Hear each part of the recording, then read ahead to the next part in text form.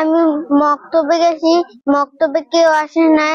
তারপরে আমার প্যান খুললেন, আমার 5টা টাকাও দিচ্ছে, কইছে যে মক্তবে যাবি না, এই ডাক্কে লই গেছে। মক্তবে আর কেউ ছিল না? না, এবার একটু পরে এই কাম করছে যে কাউকে বলবি না। হুজুরের দ্বারা পড়তে দিয়েছি, সকালে ওরে ডাকিয়ে লয়ে যাবে সাইডে।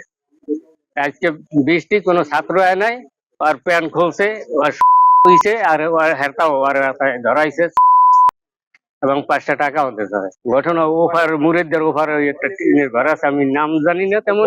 এর আগে স্থানীয় এনে আরো কেরগুলো লাগে বলে করছে, ইহারা জানে। আমাদের এখানে ছোট বাচ্চারা মক্তব পড়ে, এখানে একটা অঘটন ঘটছে। অঘটন এই যে ছোট বাচ্চাদের সাথে অমাসুক নির্যাতন করছে। মাদ্রাসা কেউ ছিল না, বাচ্চা একা ছিল, হুজুর ছিল। হুজুরের বাচ্চার সাথে খারাপ আচরণ করছে, বাচ্চার প্যান্ট ট্যান্ট খুলে পরে খারাপ আচরণ করছে। আমরা এলাকাবাসী চাই যাতে এর একটা দৃষ্টান্তমূলক একটা শাস্তি হোক। পড়াই ভালোবাসি, এই জন্য আমার নামে এই অপরাধ। আমি এরকম কোনো কাজ করিনি। না ভাই, আমি এরকম কোনো কাজ করিনি। আমার আমি বলছি। ওরা কি আপনি 5 টাকা দিয়েছেন? না, আমি 5 টাকা, অনেক টাকা রয়েছে, আমি টাকা নিবে, টাকা নিয়ে যাইছি, অনেক পরে আরো যাই দেন, আর নামাজ পড়বো না, আরো 10 টাকা পরে রয়েছে, সে জায়গায় আসেও মানে এটা ওরা কি মক্তবে পড়তে নিয়েছেন? ওর সবসময় জানি পড়তে নিয়ে যাই আনি। আজকে মক্তবে গেছিল পড়তে? জি। আজকে কয়জন ছিল? আজকে মক্তবে দিক দিয়ে বৃষ্টির জন্য আয় নাই, ও একাই করছে।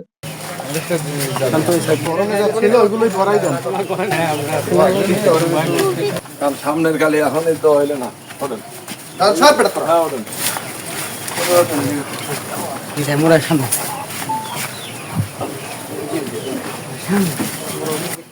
মানুষ বাসক তো নামাজ পড়লে এই সমস্ত নেশা তো আইবে না। ঠিক কমিয়ে যায় নামাজ কালাম পড়লে।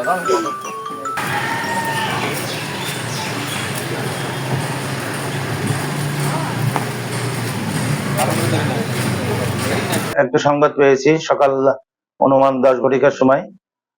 আমরা তথ্য পেয়েছি যে জামলার শাকিনের একটি ছোট বাচ্চা, যার বয়স অনুমান 7 বছর, তিনি একটি মক্তবে প্রত্যেক দিন আরবি পড়তে যেতেন।